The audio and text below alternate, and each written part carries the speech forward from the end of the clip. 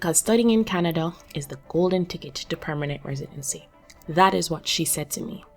In this video, I'm going to give you 3 examples to bust that myth and help you to understand why that is not true, and stick with me to the end to understand what you need to know before you decide to study in Canada in 2024 and beyond. Welcome to As Told by Canadian Immigrants, your Grand Central station for everything Canadian immigration.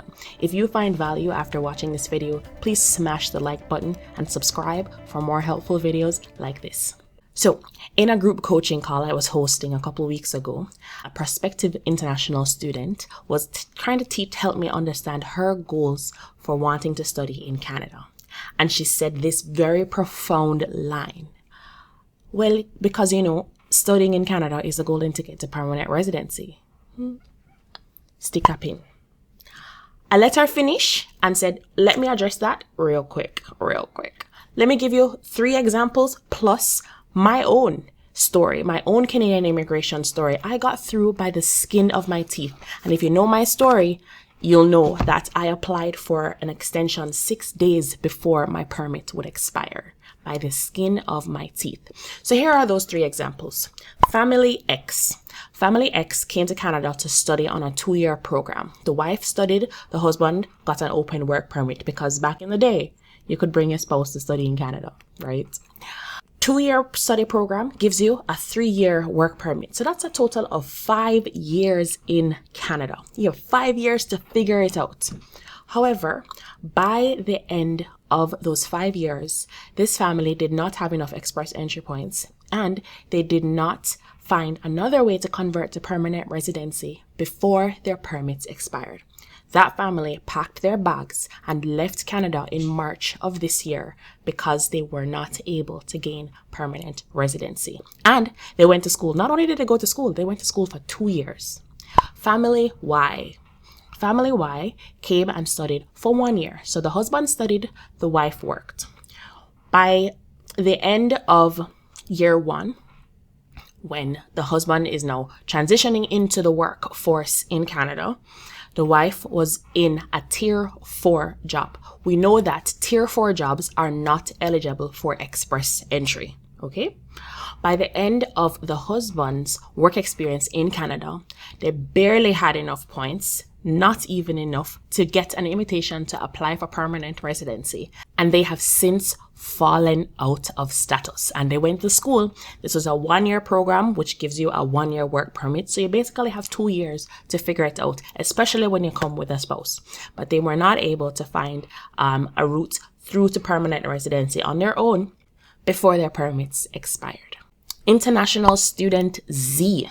This student came to Canada, studied 1-year program, and got a job right out of school. Perfect. So she has maximized the time that she can use for her post-graduation work permit. She got a basically 1 year and 4 months on her post-graduation work permit, because you know that, of course, when you apply, the approval date is the date that you were issued the work permit, not the date that you applied. So the processing time is 4 months, then you get a 4 months bonus. Great, right? So she had 1 year and 4 months to figure it out.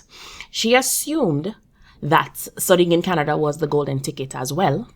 A month and a half before her permit expired, she wasn't in the express entry pool because it's a guarantee, right? She had about 482 express entry points, which historically was a good score, which historically was okay to take for granted that you're going to get called anyway. However, in the current immigration landscape, 2023 to 2024 and beyond, that is not the case. We haven't seen a general express entry draw fall below 500 in a while. Okay? And I, like I said in my story, from foreign student to Canadian citizen and everything in between, I barely got through by the skin of my teeth. Now, these are just a couple of examples. There are many more stories of families, individuals, people with children, people without children, regular people. Just the other day, there were students protesting in Brampton. We want justice. Extend our work permits. Yeah. And in that video, I counted 127 students protesting who are going to be in this situation where studying in Canada is not the golden ticket. Now, where this myth came from to begin with is a whole nother video altogether. But I just want to help you to understand today that yes, studying in Canada will give you an advantage to qualify for permanent residency. It does give you more points, and unfortunately, a lot of people are selling that as a solution to immigration when it is not. I was sold that as a solution to immigration. Even our Immigration Minister, the Honorable Marc talks about this and people being exploited. Obviously worry about the international students that are studying today. I'm not out there to target them. They deserve the dignity that they are entitled to as human beings. But clearly some of them have been part of a system where they've been taken advantage of and given false hope that they may be able to stay in this country. And I don't want them to be hurt. Through this means of studying in Canada, thinking that, okay, once you study in Canada, you're going to stay. That's not the case. It is by no means a guaranteed pathway to permanent residency in Canada. When you come to Canada, or if you choose to study in Canada, you need to have very realistic expectations. But overall, you really need to understand what Canada's goals are with regards to immigration so that you can understand where you fall. Because immigration is not out of generosity. Canada is not like, you know what, let me give you a first world country to live a better life in. No. Immigration policies are built around Canada's needs. And in the past, it was, we have an aging population. We're going to need to fill those gaps. So come if you're smart enough and you're young enough and all of that stuff.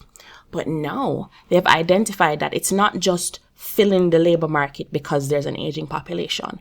It is filling the labor market where there are labor shortages. And they're very clear with that now than before in their immigration policies. So after I addressed that for that student, that prospective international student, I told her about this company called Passage.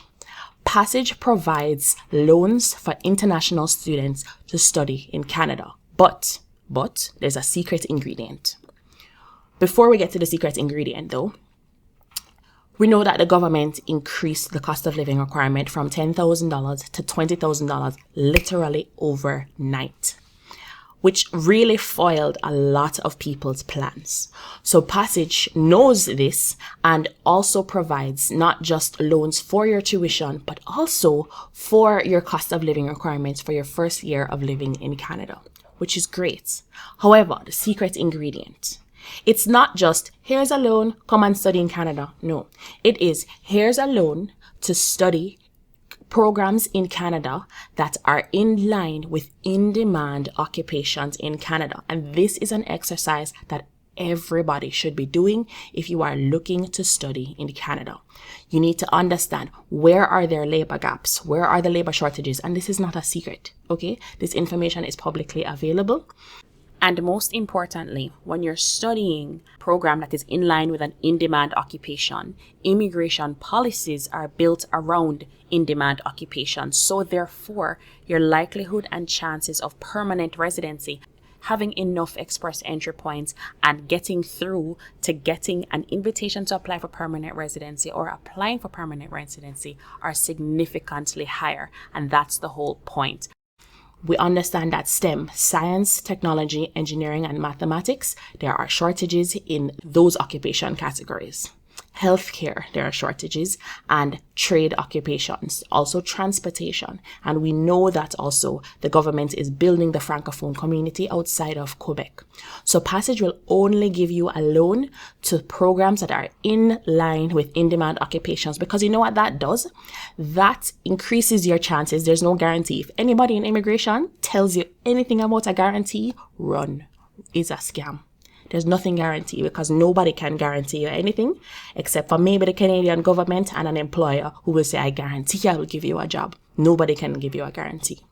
But if you're studying in an in-demand occupation, your chances of succeeding and thriving in the Canadian labor market is increased, because you know that, okay, they need early childhood educators. I'm an early childhood educator. Perfect. So therefore, there's some level of assurance that you will be able to get a job coming out of school. The strategy is that you are aligning yourself with in-demand occupations, which are therefore in line with permanent residency and Canadian immigration policies.